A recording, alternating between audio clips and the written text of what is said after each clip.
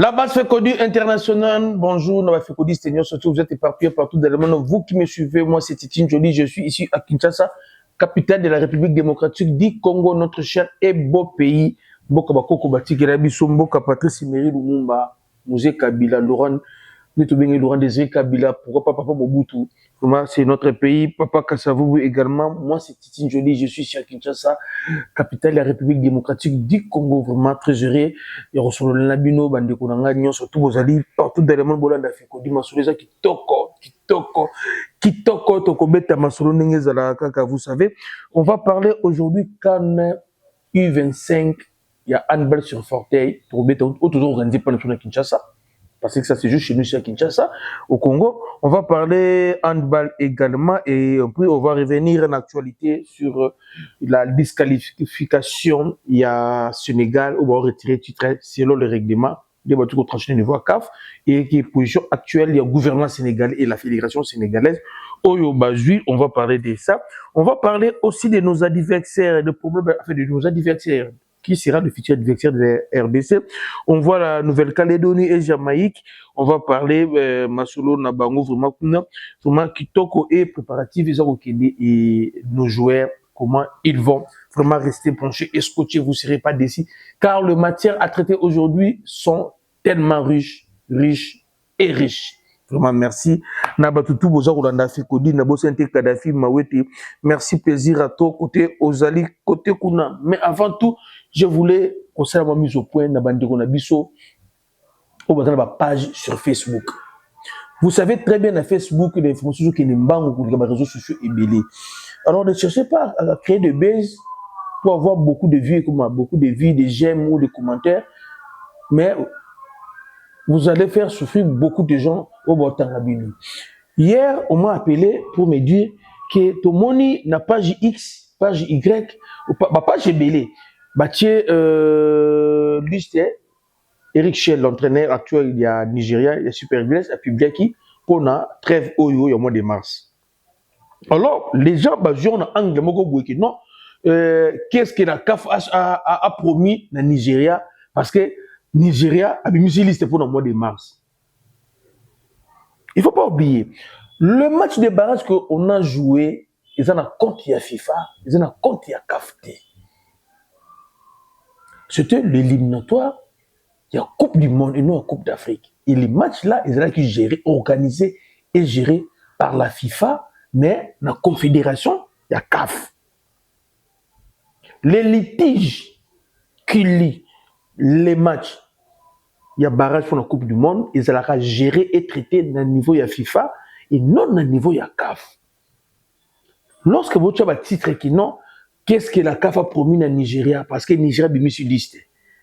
Ils ont dit trêve, ils ont journée FIFA. Donc, quand il y a la journée FIFA à partir du 22. Donc, le 21, ça dépend de la géographie de ma physio RP. Donc, il y a le calendrier FIFA. Donc, il y a la période FIFA, la journée FIFA. Il n'y a pas que le Nigeria a publié liste. Côte d'Ivoire a publié liste. Maroc a publié liste. Cameroun également, ils vont jouer des matchs amicaux. La liste que vous avez vue, il y a Nigeria, c'est pour les matchs amicaux que Nigeria a livré. Quelqu'un m'a posé la question que non, à combien de matchs amicaux pour préparer une compétition nini? Les grandes nations, pour se préparer, n'attendent pas de compétition. Bazalaka prêt à tout moment. Bazalaka compétition, tu ne peux pas préparer. C'est ça la différence entre les grandes nations. Et bien, il y a football, on a une nation qui. Au Bazalaka compétition, pour la préparation, les grandes nations se préparent. Et dans des périodes comme ça, il y a des jeunes joueurs, des nouveaux joueurs, Batista Rabango. Donc, pour la liste, il y a Nigeria, ils ont publié, n'a rien à voir, n'a Makambu Italie, barrage. FIFA déjà a tranché qui.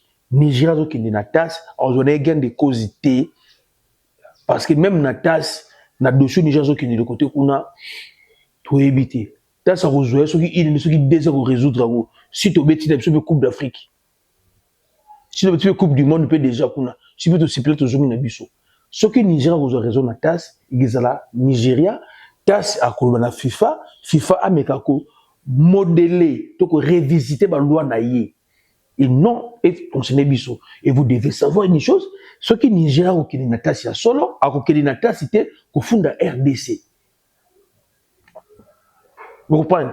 Il y a aucun constaté na RDC. Nigeria va s'appuyer na oyo PCA na ba règlement ya CAF. Donc RDC ko na deuxième ligne. Il y a ko zo ba règlement ya CAF.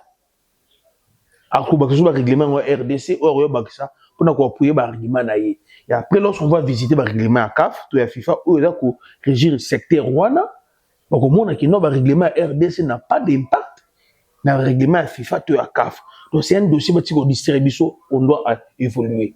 La liste est publiée par Eric Schell, l'entraîneur nigérien, n'a rien à voir avec le match à barrage, il n'a rien à voir avec la Coupe du Monde. Liste est allée pour la journée FIFA, va préparer l'équipe. Vraiment, merci, Nabatouillon surtout. Côté Kuna, je sais que c'est Libinonion surtout. Plaisir, côté Kuna. On commence par Cannes U25 basketball sur fauteuil. Pour votre information, le jour où il y a match d'ouverture, notre ministre sport Didier Boudoum Pozala qui est-ce que tous la souvent comme tout le monde chaque jour tout les cannabis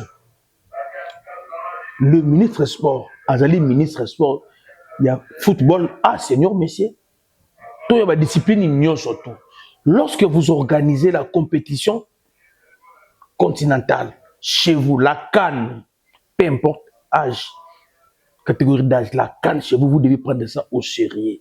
Comment on peut organiser Coupe d'Afrique, il y a basket sur fauteuil chez nous, et le match ouverti, le ministre Azalité. Aux dernières nouvelles, j'apprends, même notre équipe nationale qui vient de battre l'Afrique du Sud aujourd'hui, c'était hier, 3 victoires d'affilée, 3e victoire d'affilée, mais Baza menacé va retirer Bangobo, frais de participation dans la compétition, tout foutité. Frais de participation, tout foutité. Mais on voit le ministre Didier Bundimbu, qui se battent pour battre le Mexique. Je me pose la question.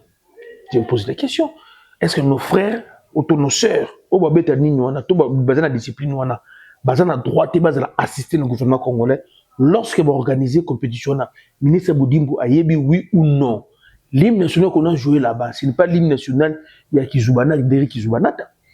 C'est la République démocratique du Congo. Nous devons être quand même sérieux. On ne peut pas être une grande nation en sport de Blokabou. Bon, attendez, salut. Félicitations à Bango. Côté Kuna, côté handball, Banzele Nabiso handball, senior dame, Bazan un stage de niveau à Tunisie, Betaki match, Baganyaki Tunisie 25 à 21. Félicitations à Bango, Banzele Nabiso, c'est fait ça récemment à la Coupe d'Afrique à handball. Surtout ça là qui wana donc félicitations à Bango et ba continuer comme ça Raboki Toko.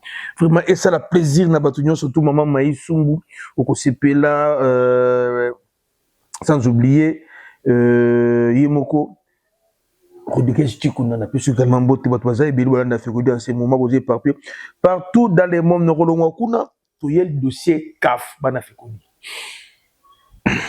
Après commission d'appel il y a CAF Oyo, ma tranchaki, ma faveur. Il y a Maroc, ma singaki, na organisateur. CAF, ils ont une instance ébélée. Ils ont un organe ébélé dans la CAF. Alors, tant que plusieurs règlements, les résultats là-bas, le Sénégal a pris le forfait, Maroc a remis champion d'Afrique. Et hier, le président, il y a CAF, Mouchepe, Patrice Mouchepe, comme contester présidence naïe. Donc, la présence naïe, la tête, il y a CAF. Parce que Babi a juste la maman bien à ça qui fait vidéo pour dire que non, il a dit que non. Bah Sénégalais également, Baza na droit na bango, il a contesté. S'il y a des voix encore officielles au Sénégal qui ont contesté, bah ça là. Sobo Keninatas à ça là. Yemo comme dans le biango. Sobo Keninatas, bah ça là. Il n'y a pas de chevauchement dans l'organe ya CAF, organe Oyo. A eu décision à l'organe à présidence à quoi ça monté ce Sénégal a des endroits naïe le Sénégalais dans quoi n'a pas vu non qui carnata c'était bah comme il exiger une enquête indépendante mais internationale parce que l'enquête sur FIFA pour les Sénégalais il y a la corruption est-ce que dans match wana et déjà on peut du doigt comment on appelle l'arbitre a été victime de ma supérieure naïe. Parce que le supérieur n'a pas maintenant sur l'oreillette. Parce que l'article 5, il y a CAF. Il est clair. L'article 5, l'organisation de la commission CAF. L'arbitre, c'est le seul maître du jeu. L'arbitre, c'est le seul maître du jeu. La décision de l'arbitre, elle sera définitive. Organe mon côté, à quoi côté la décision de l'arbitre, elle sera définitive. Au moins que ils en a bilo comme chouchou. Et que côté côté na kati. Na côté un peu ba texte dans la CAF, au moins qu'il y a beaucoup de jurisprudence dans le bloc en CAF. Même au Sénégal, au Azakoloba, toujours un homme qui signe. En 2016, c'était le 12 novembre. Sénégal contre Afrique du Sud. Sénégal pour la 2-1. Bah contestant, penalty. Arbitre c'était un gagnant. Bah qui n'a pas tasse, bah funda, bah plus ça bah on raison. C'était le 12 novembre 2016.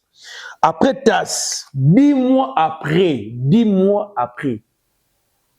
on a ordonné na Sénégal, na Afrique du Sud, bah rejouer match wana. Bah ko bête match le 6 novembre 2017. Bah bête le 12 novembre 2016. Bah ko rejouer match le 6 septembre 2017, 10 mois après. Maintenant vous bonjour bah que non, si quand est là après 2 mois, et papa, nous sommes Juventus après des matchs qui y au Sénégal y Apollara D1 d'Afrique du Sud, à qui funda donc a eu raison 10 mois après Babiba Beta. Il a gagné l'Afrique du Sud 2-0, Coupe d'Afrique en 2018 à Kendaki. Donc c'est pas question à durer. Lanterne, en fait, justice lanterne nango, ils ont faiblesse nango. Alors, hypothèse selon laquelle, après 2 mois, bolongolango. Parce que Yemo Sénégal va rejouer un match après 10 mois. 10 mois. Tout que de l'autre côté. Tu es sous pas Maroc. En 1976, Coupe d'Afrique. Après la phase de poule, Betemaki, phase de choc, Betemaki, un système à mini tournoi. Montre un point ébélé dans le champion d'Afrique. 1976. Bah, petit match, Maroc a besoin de match nul pour le champion d'Afrique. Mali a banda qui est bi. Bah tchaka tout ba katarape match. Ba zongeli papa ba égaliser. Et ça la kanango. Et ça makamu ya sikate. Moi j'ai eu à parler avec Mbungutex parce qu'il y avait été dans 74 déjà.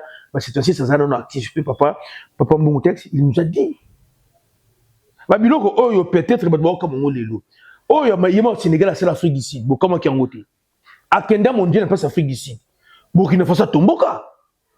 Bokama kangote. Parce que le long tourne na yebo comment ba que non ka fasa mabe. Ngana côté la Maroc té. Maroc qui pas funda ki Sénégal té. Maroc qui n'est la justice contre la CAF. Et les règlements de la CAF. Parce que Sénégal c'est là Maroc de l'autre côté. Maroc qui n'est la justice contre CAF. N'a pas nous CAF. Et CAF yemo ko kati à moins que non à tort à peu si raison. Sénégal pas aucun état qu'au fond dans Maroc était à aucun état pour la CAF. Yemo non moni yemo non Maroc a zo coupa liboso zo na COP. Sénégal yemo pe a kena coupe du monde quand na COP. Alors tout oyo non comprendre bolungo comprendre non te ngana côté la Maroc était non côté la Sénégal té. Ngana na besoin soki muto za na raison na ye botikai. Akiti na suka. Dossier avec club TP Mazembe. Ah wana Kinshasa fait ko foin akati aboa ki sa COP. Maman Bestine akina tasse, ba pesa vite a raison. Vite à récupérer titre. Soki muto za na droit na ye, il faut botikai. Est-ce que vous savez que le dossier RDC Gabon sur Galor Kang, si on était sérieux, on allait gagner. Dossier RDC Soudan, si on était sérieux, on allait gagner. Où en sommes-nous le dossier RDC Soudan? C'est parce que nous ne sommes pas mûrs. On n'a pas des dirigeants qui sont mûrs sur le plan administratif, des dirigeants qui ne maîtrisent pas l'administration sportive. Nous ne devons pas gérer Bisson. Il y a tout le monde grave. Mais dans des pays où l'administration a ma casse, normal. Normal. Nous, notre problème, la fait Kofa et Koufa. Nous tout le monde a les camots extra. Et ça extra, papa, dans ce qui nous a raison na ye, a raison na ye. Peu importe de aucune idée, a raison na ye. En 2016, le Sénégal a estimé qu'il y a une raison à Kendara Kofunda. Maroc peut estimer qu'il y a une raison à Kepe Kofunda. C'est pas moi qui l'ai dit. Et c'est solo. Bisondé, nous sommes faibles. On évolue, on a fait côté connaître la plaisir, en ce moment, côté Kafto conclu, côté Kuna, je pense que tout le monde, vous avez compris, les Amasola qui toquent, côté Bete Masolo, Nabiso, au Italie, maintenant notre équipe nationale, préparation en barrage, on peut le 31. Dans Guadalajara, côté Kuna, ça va se passer comment? Pour votre information, aujourd'hui nous sommes jeudi, demain nous serons vendredi le 20 mars. L'entraîneur jamaïcain sera devant la presse locale, la presse jamaïcaine, pour publier sa liste. L'entraîneur jamaïcain, le tout nouveau entraîneur jamaïcain, va publier sa liste demain vendredi, mais il sera devant la presse locale. Chez nous, il commence à sujet tabou. Nous sommes obligés à comme abonner et ma page à Fekofa pour nous la liste léopard. En republiant au lobby, mais il faut s'attendre qu'il y a 3 joueurs, ces 3 joueurs vont intégrer l'équipe nationale de Jamaïque. Et le nom de 3 joueurs là, non, va pas s'engoter, mais c'est déjà confirmé. Il y a 3 joueurs qui vont intégrer l'équipe nationale de Jamaïque, Marcel Baranfon, une équipe Nabango. À part les 3 joueurs là, il y a un jeune de 18 ans qui s'appelle Duit Méric. Azali joueur local, il y a un championnat local Nabango, Agoba Okobeti, ça y est, éliminatoire à la Coupe du Monde. Un jeune de 18 ans, comme vous le voyez comme ça en photo, Bakobeti est éliminatoire à la Coupe du Monde. C'est ça ce que font les autres. C'est ça ce que font les autres. L'entraîneur continue à chercher, parce que, mon niveau, comme Eliwana, n'est effectif, peut-être que si maté, il y aura 3 joueurs qui vont intégrer l'équipe nationale. À part les 3 là, il y aura un jeune de 18 ans, avec un football local, le championnat local, a intégrer l'équipe nationale, il s'appelle Duit Méric. On a côté Jamaïque, on va voir ce que ça va donner. Il faut signaler aussi, d'un côté Jamaïque, il y a le joueur Rico Henry, il y a fort à blessé, il ne sera pas convoqué. Romain Borel, il y a Betarana Cooper, il a blessé, le deuxième jour en Angleterre. Il est également blessé. Vous allez na Bernard, avec la Sheffield. Lui, on est en train de récupérer petit à petit. On va voir ce que ça va donner. Vous allez na Greg Lett, avec na Wolfsford. Il y a également Azali blessé là, côté Jamaïque. On va voir ce que ça va donner demain. Na Air Nabango, nous, avec et on a décalage à 7h ou 8h. On va voir ce que ça va donner, la nouvelle liste qui sera publiée par le nouveau entraîneur jamaïcain. On va voir, essayer de voir. Johnny Bazanakati, ça va nous donner aussi une idée. Et de l'autre côté, de notre côté, la Nouvelle-Calédonie. La Nouvelle-Calédonie a publié déjà sa liste de 26 joueurs. Parmi les 26 joueurs, il y a au moins 18 qui jouent dans le championnat local. Ce sont les courageux. Le championnat local de Bango, il y a d'autres qui jouent en France, dans la division vraiment inférieure. Il y a Sénacé. On va voir ce que ça va donner. Mais ils n'ont pas arrêté à chercher des joueurs de gauche à droite. Papa Likambu, et qu'on renforcer l'équipe Oyo. Ils ont pour nous sur nos côtés. Maroc a renforcé l'équipe. Sénégal a renforcé l'équipe. La France renforce aussi son équipe. Tu vas renforcer l'équipe. Même Macédonie. Parce que nous naturalisons les joueurs à Sika pour qu'on renforce l'équipe. Alors chez nous, notre entraîneur, lui, il pense qu'il entre au coquille. Il n'a pas besoin de joueurs à Sika. Macédonie a renforcé l'équipe. Maroc, champion d'Afrique, a renforcé l'équipe. Sénégal, champion d'Afrique sur terrain, a renforcé l'équipe. Côte d'Ivoire, champion d'Afrique sur temps, a renforcé l'équipe. États-Unis, a renforcé l'équipe. Alors chez nous, on dit, on privilégie l'esprit d'équipe. Donc on n'a pas besoin de renforcer l'équipe d'un nouveau joueur, donc esprit de groupe. Raison pour laquelle, M. Guibino, je ne suis pas vraiment d'accord avec le coach des Sabres. Et le esprit de groupe là, non, on doit renforcer notre équipe, Nabajor Bazali qu'on mérite. Si les nations UP, le PKP, ont renforcé l'équipe Nabango, alors pourquoi pas nous? C'est ça, pourquoi pas nous? On peut renforcer notre équipe. D'accord? Côté Kuna, on évolue vraiment. Bana, et c'est là Kitoko. Bande Konangaï, afin de ma solo, na biso au Mexique.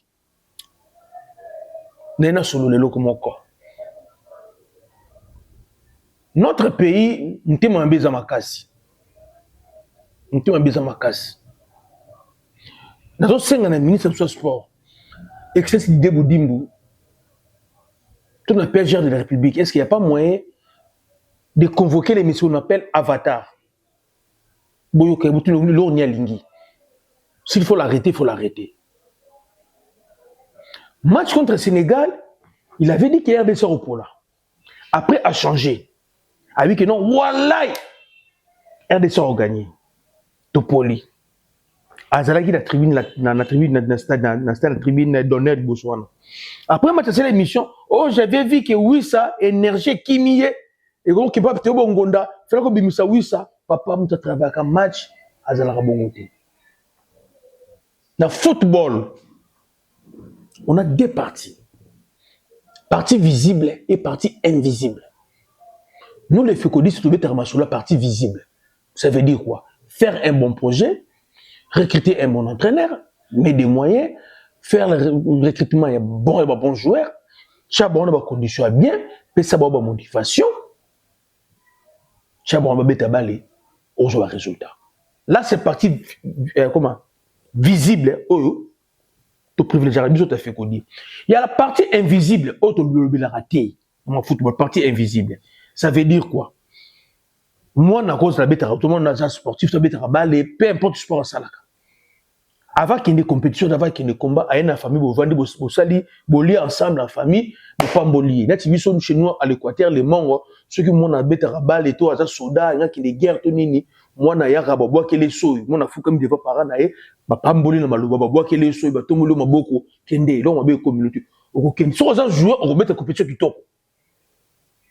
Ceux qui vous avez judoka, on sait la compétition du top. Ceux qui vous avez soda, on a des guerres pour rejoindre du top. Mais sinon, moi, ça me trouve joité, moi, me trouve joité. Là, c'est la spiritualité de la famille. Mais aussi, mais ceux qui citaient. Mais ceux qui Kenara, pas Bassango, les hommes de Dieu. Bakenara ko prier. Ok, qu'on appelle ça huile d'olive. Avant match, on joue huile d'olive au pakoli na babotine, na no makolo, pakoli na maboko, on pense une longi, on continue le terrain. Mais ceux qui appelle ça chapelet. Vous comprenez? On appelle ça chapelet. Mais ceux qui ont na maï kaka maï, basambeli maï, pas pasteur, pas sango, to panani, avant de t'interrompre, mais li maï wana, bois qui na babotine, bois qui na makolo, on mis soko li maï wana. Yangwana. Mais ce souper, bakendara na bango, na banzila ba yebi ba mikendela ba bolobo, banzila mai, ba munaka ba musulman, ba matanga livulu, ba zenzela bakendara. Bo biso beta masolana te. Mais na partie autobenga partie invisible, mutu nyonso tuté amonaka match, mutu nyonso tuté asalaka match. Ba ko sabitu te. Et ça, on a un match, mais ça, un match. Nous avons un ticket là-bas, un ticket là-bas, un ticket là-bas, yombi. Moussaka ticket là-bas, mongo. Ngombe ticket là-bas, swahili. Vous comprenez? Toyibani. Ce qui nous parle d'un match, on comprend tout le monde qui est TV. On a moni bwe, batuba lukangai. On a moni bwe, batuba lukangai. Monsieur Avatar. Il y a telle émission, nous avons ministre le corps. Il faut savoir, Didier Boudimbo, Azali ministre, Azali autorité. Alors, à qui nous avatar, on a un statut nini, n'amboka oyo, pour ministre sport qui nous conduit yo. On a un statut nini, on a un statut mon côté. Qu'on se dise quand même la vérité. Ici, franchement, je pas la côté de Didier Boudimbo. Boudimbo n'a pas le temps d'aller chercher avatar. C'est quand même un ministre. Avatar, si tu sur aux Congolais et qu'on a sûr qu'il y a bilo qu'on a eu. Sur qui awa na triomphal. Parce que ça a tembe la tembe. N'a dit sur vous avez mon qui ça kala tembe la tembe. Parce que ça va immeuble dans jaune, on va comme circo. Kabila ministre za la kawana. Kende ko no kokutana si prononcer ça la audience si vous avez urgence boyebo yambayo okutana ministre. Et en plus, monsieur Excellence Boudimbo a répondre à un texto yemo na WhatsApp yemo a répondre. Ce qui tu penses que Oyo Mounize a solo et que nous sommes pour Namboka, papa Salayango. Mais moi je sais qu'on connaît Salayango parce que ça la Bible qu'on a été. On va Paris foot tu sais pas winner té. Oh c'est l'équipe nationale et c'est la nation. Moi, bana fait dit. Partie invisible. Ce que ça mutu oh, il y a des sango, il y a des pasteurs dans mon rapé. Ce que ça la mutu oyo dans la confiance na yé. Ils allaient apôtre Condé. Oui, apôtre Condé ya église Liloba. Prophète Condé église Liloba. Papa Condé, moi je prie pas là-bas. Moi je suis chrétien catholique. Parole c'est Saint-Michel Abandal. Na kula kuna na Saint-Michel Abandal. Papa Condé, prophète Condé, tous en a nanga tête, tous en a témoignage na yé. C'est un grand sportif, c'est un grand fécondiste, il y a premier rang. À chaque fois, ce qu'on lobby le campo dans match. Et ça là-bas. À travers un match, nous c'est un homme de Dieu, c'est un chef spirituel. À travers un match, il va c'est binoté. Mais de temps en temps, que nous consulter. Papa lobby, le monde match n'engeni, n'engeni, bon le barane pas tout mon match mais. Ce qui a lobby, bah tout le lobby na yebi. Mais qui ceux qui prophète contre l'église Liloba, na matete. Ceux qui a lobby, ils ont solo. Et bien exact. Prophète contre l'église Liloba. Ma avatar wana ngana ki pipa bangote. Moi, et salingai ningis kama mukie, lorsque j'ai vu prophète Condé à lobby qui non à l'alia azolota na coupe du monde, ba drapeau ezo mata, ba mboko ezo mata, mais drapeau na biso zo quitter surtout qui. Connaissant la spiritualité, prophète Condé église Liloba, nous sommes au sérieux. Avant il y a le bango, lobby déjà. Nazalaki na terrain Sainte-Thérèse. Comme beaucoup de terrain na terme la station, na sima station na bata fekodi to beta ba masolo. On m'a dit fekodi bata kimbantiki ba yaki pe to beta na fekodi ya Sainte-Thérèse. Bata kimbantiki pe ba kota kiona ba saba nzeto ana. To bata kimbantiki ba luka ba match. Mais fekodi to zo mona trahison. Bata muso bazali awa na Congo kaka awa. Bazo luka cop. Kabia solo oh tout le monde a besoin de Congo ba luka cop pour na match wana.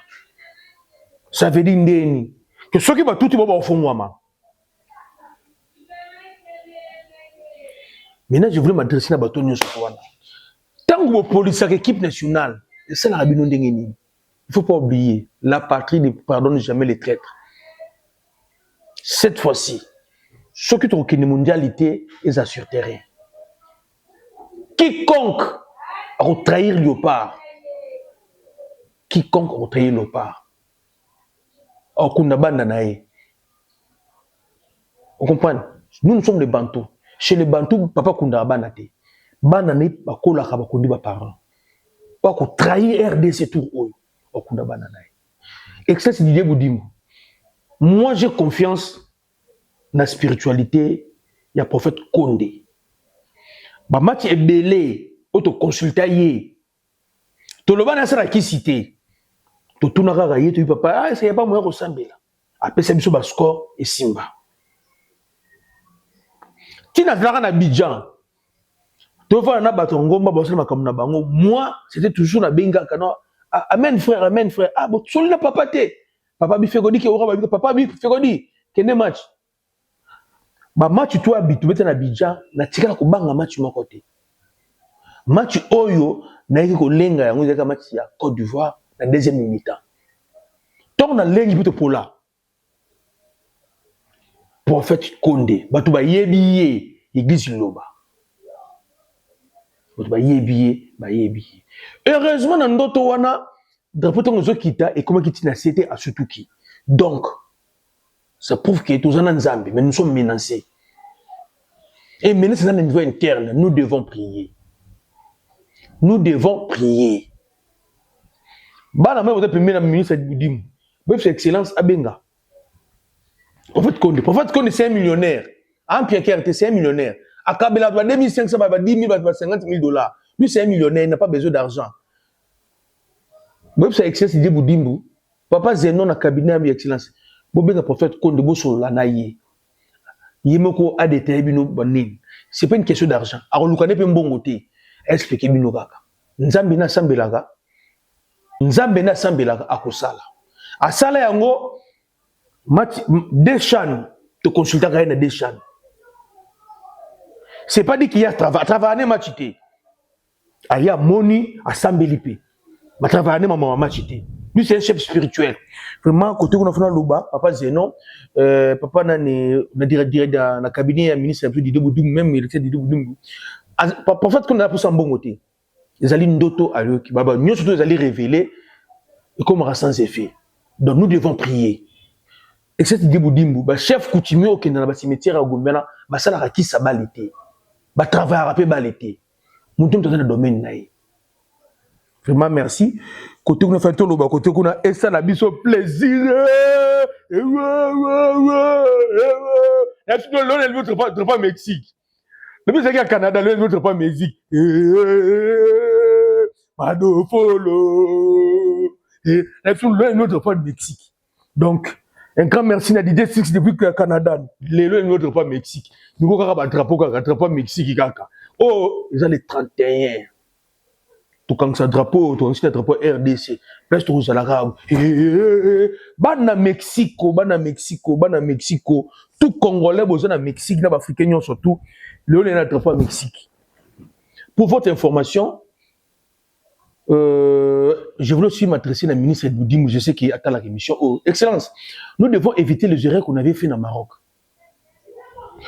Il faut arriver dans le Mexique. Nous devons être en communion avec les Congolais qui vivent en Mexique, et les Africains, surtout les Congolais.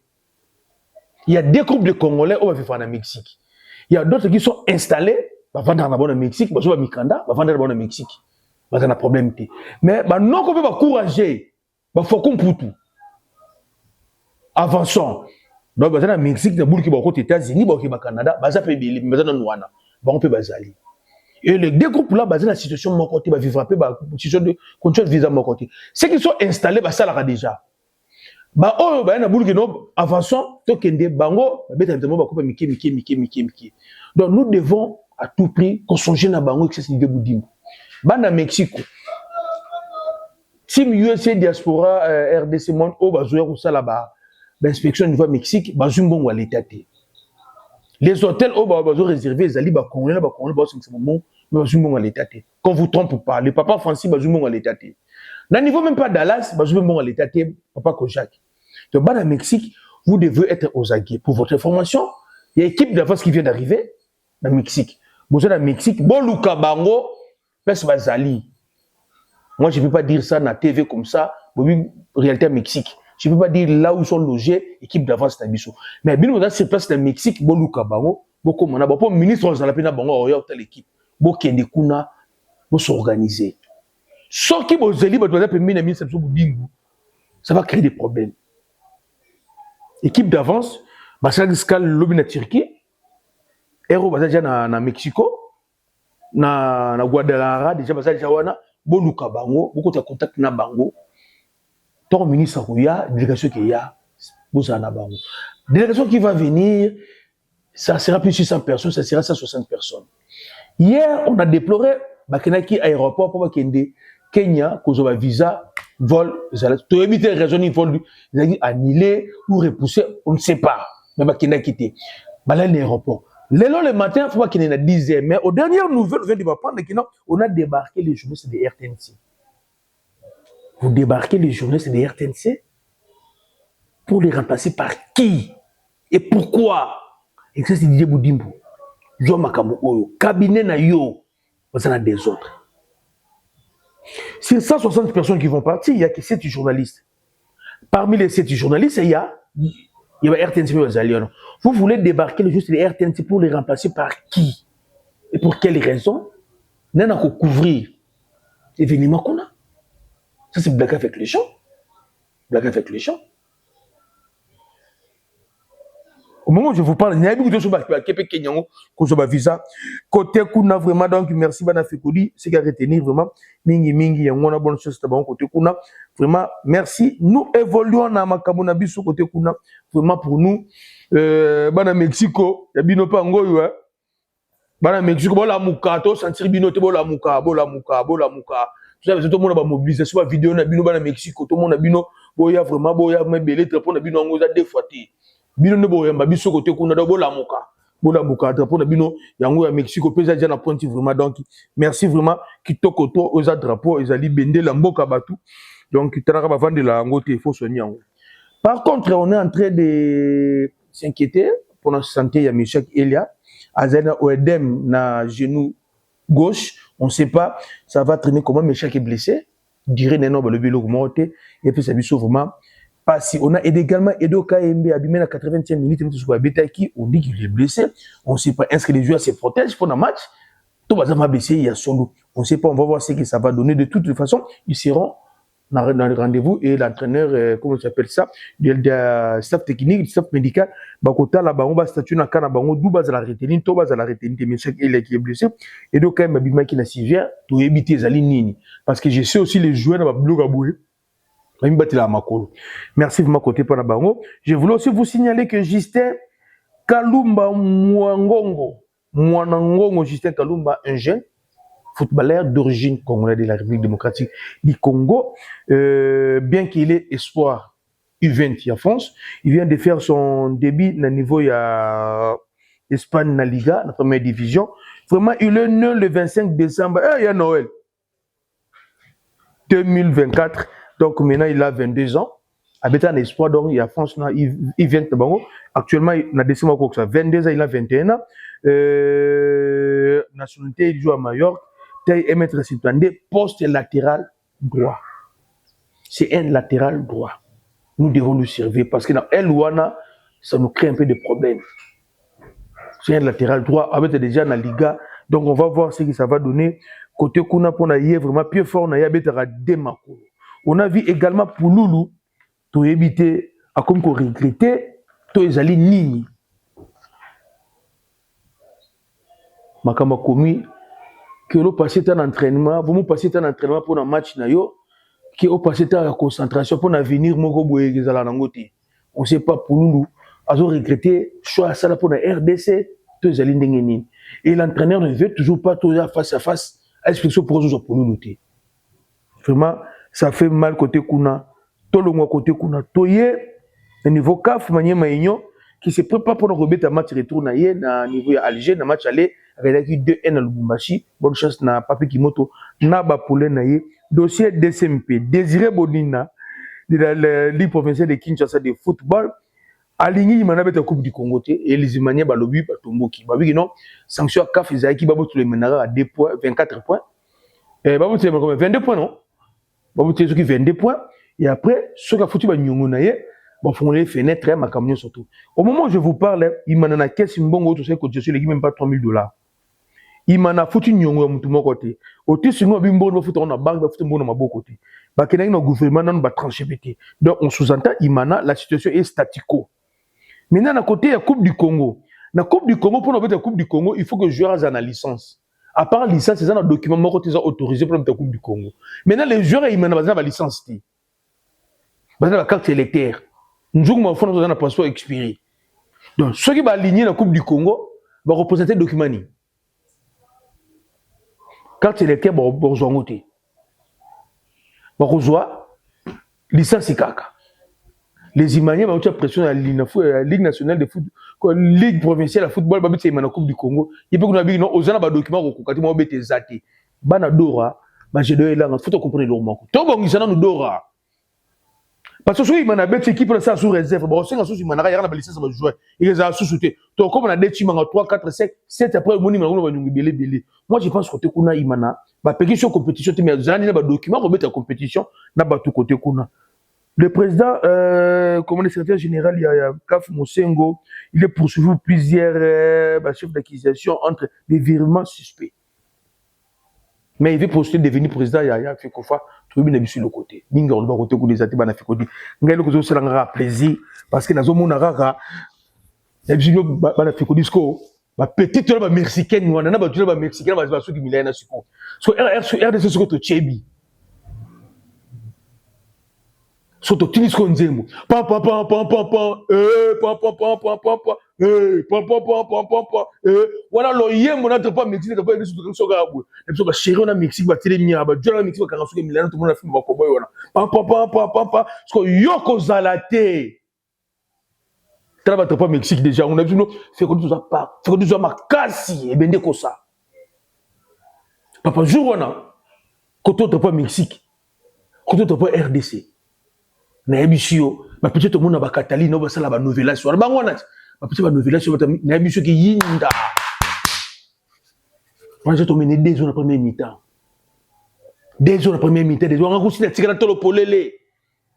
Zoye malanga kuna kaka koko nyoko nazo sauter papa elenge za côté kuna ya bisibino eza jeté yo bando botama déjà on a pas Mexique na Congo banda yo botama yo tala fekodi pour consul na bango zala na Congo te ba na bopino bete bel na Congo te parce que fekodi na côté si pas Mexique na Congo na biso pour ko lamusa bande ko na Mexico kuna boye ba 2 fois teza ko yinda to zela bino ba vidéo na mino tindi la fekodi ma soudé banda déjà ndia se faut zala déjà drapeau Mexique on a pam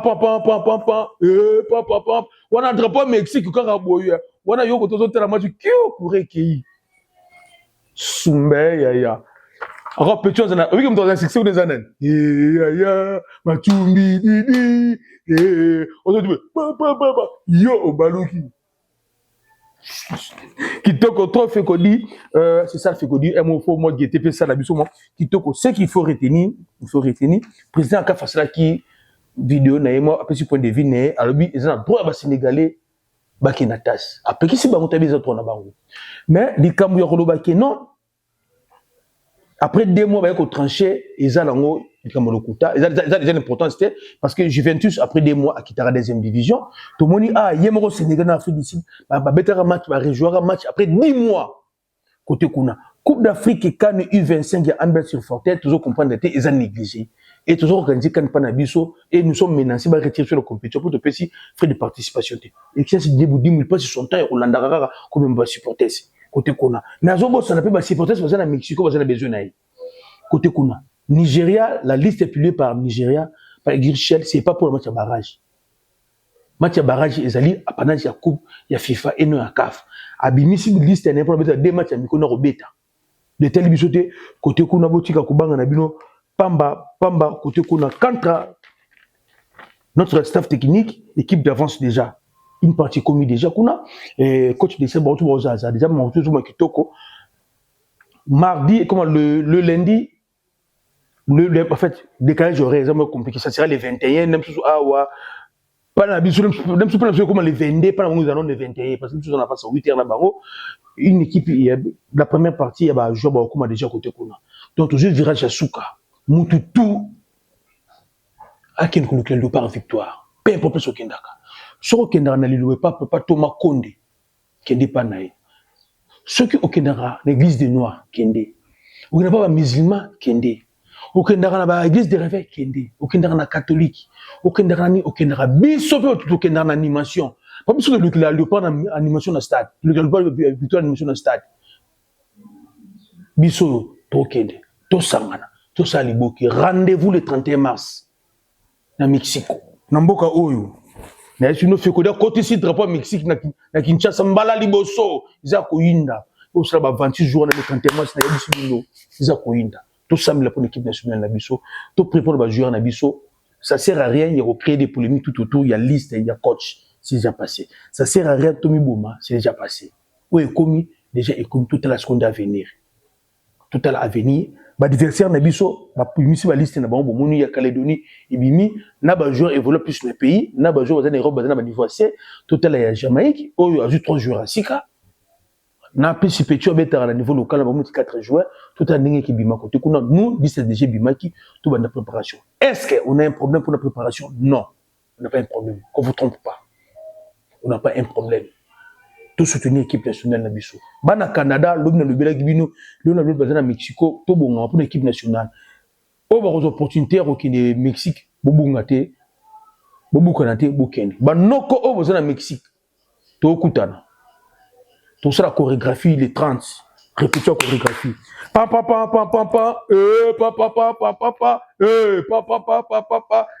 baby. Ah, la zone là. Tout le monde qui toque au bail.